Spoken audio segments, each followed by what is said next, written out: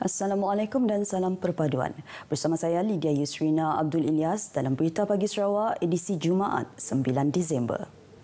Suri rumah sama ada separuh masa ataupun separuh masa diseru agar mendaftar dan mencarum skim keselamatan sosial suri rumah SKSSR yang menyediakan perlindungan kepada golongan tersebut. Timbalan Pengarah Pertubuhan Keselamatan Sosial Perkeso Sarawak, Dundung Undong memberitahu skim yang diperkenalkan pada 1 Disember lalu ini bagi menyediakan perlindungan kepada suri rumah sekiranya berhadapan bencana dan keilatan ketika melakukan urusan rumah tangga. Ujar Dundang, ia sekaligus memastikan tiada suri rumah yang layak tercicir daripada menerima perlindungan keselamatan sosial selari dengan prinsip no one is left behind. Jelasnya, skop suri rumah di bawah akta tersebut luas kerana suri rumah yang layak iaitu wanita sama ada berkahwin atau berumur tidak lebih 55 tahun dan menguruskan rumah tangga sepenuh masa atau tidak. Ia merangkumi isteri, janda atau balu, ibu tunggal dan wanita bujang yang berkerjaya atau suri rumah sepenuh masa. Tambahnya, mereka yang layak hanya perlu membuat bayaran caruman RM120 setahun bagi menerima perlindungan selama 12 bulan berturut-turut serta memastikan mereka memenuhi syarat kelayakan menerima faedah. Antaranya allaun keuzuran, allaun layanan sentiasa, kemudahan pemulihan jasmani dan dialisis, faedah pengurusan mayat dan pencen penakat. Beliau memberitahu demikian kepada RTM semasa rakaman program Randai YFM di Kuching. Jabatan Kastam Diraja Malaysia JKDM bersama Jabatan Perlindungan Hidupan Liar dan Taman Negara Perhilitan, Polis Diraja Malaysia PDRM serta pelbagai agensi penguatkuasaan dan badan-badan bukan kerajaan NGO menerusi operasi bersepadu Khazanah OBK terus komited dalam memelihara khazanah negara dan mementeras jenayah alam sekitar. Menurut Penolong Pengarah Penguatkuasaan Kastam Ridwan Abdullah, JKDM khususnya nekat meneruskan usaha membenteras penyeludupan hidupan liar serta produk perhutanan sekaligus menyumbang kepada pemulihan ekosistem dan pemeliharaan spesies hidupan liar di negara ini.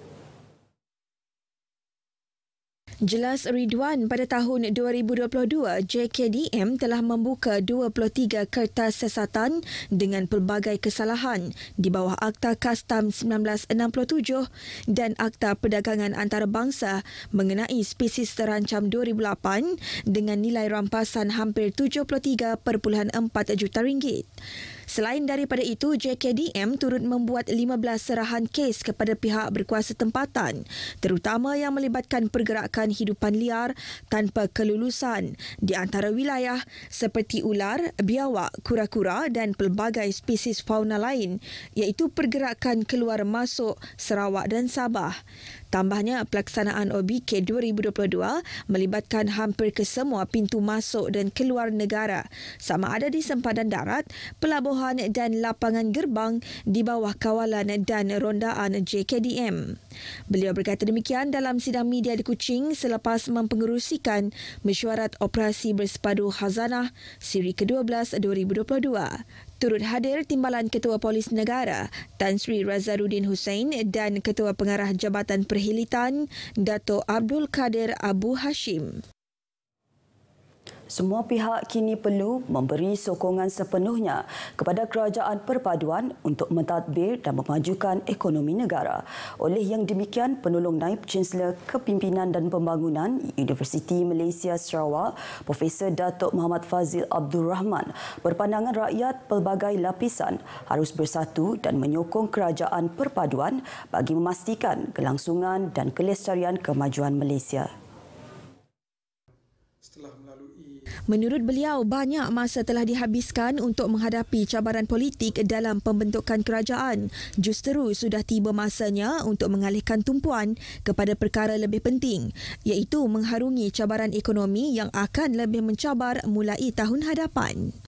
Setelah kerajaan terbentuk, kita berikanlah peluang kepada kerajaan untuk maju ke hadapan dan membawa negara ini ke satu peringkat yang lebih tinggi yang kukuh dari segi ekonomi, kukuh dari segi politik, kerana dengan demikian kita akan dapat menarik pelbagai pelabur-pelabur asing untuk datang ke negara dan melabur di negara ini.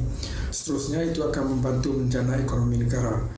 Menyatakan demikian kepada RTM, Profesor Datuk Muhammad Fadzil turut mencadangkan agar Sarawak dijadikan contoh bagaimana perpaduan dapat membentuk kekuatan pada sesebuah negeri kerana keharmonian dan kesepaduan rakyat pelbagai agama dan etnik serta sokongan rakyat merupakan kunci utama rakyat boleh membantu kerajaan untuk mengecapi kemajuan. Saling hormat menghormati dan mempunyai kepelbagaian budaya serta agama merupakan satu daripada tunjang kepada keharmonian dan perpaduan yang dinikmati oleh penduduk di Malaysia termasuk Bumi Kenyalang. Ikuti laporan yang disediakan wartawan Catherine Igang tentang perpaduan di Miri Sarawak. Terletak 13 km dari pusat Bandaraya Miri, lokasi gereja The Good Shepherd terletak berhadapan sebuah kompleks beli belah yang juga bersebelahan dengan Masjid Anaim Lutong mempamerkan hubungan erat yang sekian lama terjalin. Bangga menjadi pemastautin Sarawak, Imam Satu Masjid Anaim Lutong, Ustaz Muhammad Zulkifli Muhammad Adenan berasal dari Terengganu, teruja menjadi ahli keluarga dan masyarakat berbilang kaum dan agama di negeri ini selepas bermastautin di Miri kira-kira 25 tahun. Toleransi di antara khususnya daripada pihak masjid, masyarakat Islam dan juga gereja dan juga secara umum masyarakat di sini alhamdulillah toleransi yang baik dan dari sudut kerjasama di kawasan depan tu dia ada parking, jadi setiap hari Jumaat maka pihak masjid akan gunakan parking dan pada hari Ahad pihak church akan gunakan parking. Kita kongsi bersama. Persefahaman yang baik juga dilihat menerusi perkongsian tempat letak kereta apabila waktu bersembahyang, iaitu setiap hari Ahad dan Good Friday bagi penganut Kristian di gereja The Good Shepherd dan sembahyang Jumaat atau Hari Raya bagi penganut Islam di Masjid Anaim Lutong. Malah dalam pada itu, kestabilan politik, ekonomi dan keharmonian juga telah menarik lebih ramai pelancong luar negara termasuk pelajar memilih untuk melanjutkan pengajian di institusi swasta. Bagi penuntut Universiti Curtin Malaysia yang berasal dari Zimbabwe, asli Capani, teruja berkongsi kepelbagaian budaya di Bumi Kenyalang sejak 4 tahun lalu. I have enjoyed it. It's been interesting to see people from a different culture than yours. Got to learn a lot. I think the first time I ever learned about culture was during iFest, when there were people like modeling their cultural attires, and the one that resonated with me the most, or the one that I loved the most, was I think the Iban culture. Manakala bagi Tendai Mizi dari Zimbabwe yang telah menamatkan pengajian dalam sarjana perniagaan antarabangsa kini menjadi salah seorang tenaga pengajar di institusi yang sama. As an international, it was quite daunting at first when I came because I thought it would be one of those, being a different person in a different place, people would be a bit skeptical or shocked you. But I found that most, if not all, Sarawakians that I've interacted with or that I've seen are very friendly and very welcoming. So it's been fun. Justru amat elok dikatakan bahawa persefahaman antara kepelbagaian kaum adalah simbol perpaduan yang telah terjalin sekian lama hendaklah diperkukuhkan ke arah kemajuan negara ini.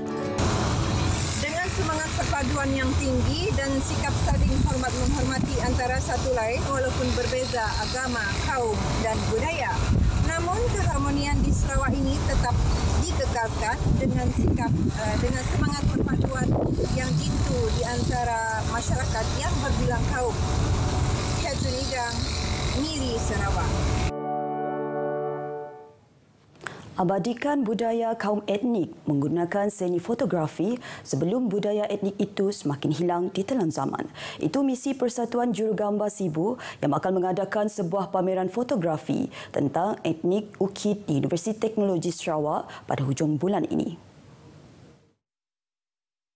Presiden Persatuan Jurugambar Sibu Edwin Ong berkata pameran yang dinamakan Ukit Blue itu memaparkan keunikan kebudayaan masyarakat etnik Ukit yang populasinya kini hanya mempunyai lebih 300 orang sahaja di Sarawak.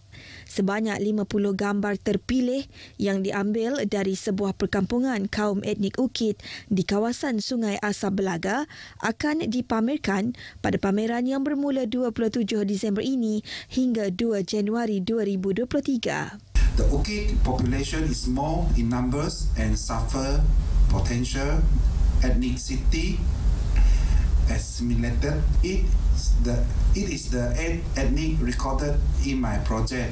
It is Sarawak Human Geography. I named them Ukit Blue because of their unique traditional costume. The costume is blue in color, which is very rare amongst the groups. Bercakap pada sidang media di Sibu, Edwin memberitahu beliau telah menghabiskan tempoh 8 tahun untuk mengambil gambar 8 kaum etnik berbeza di Sarawak.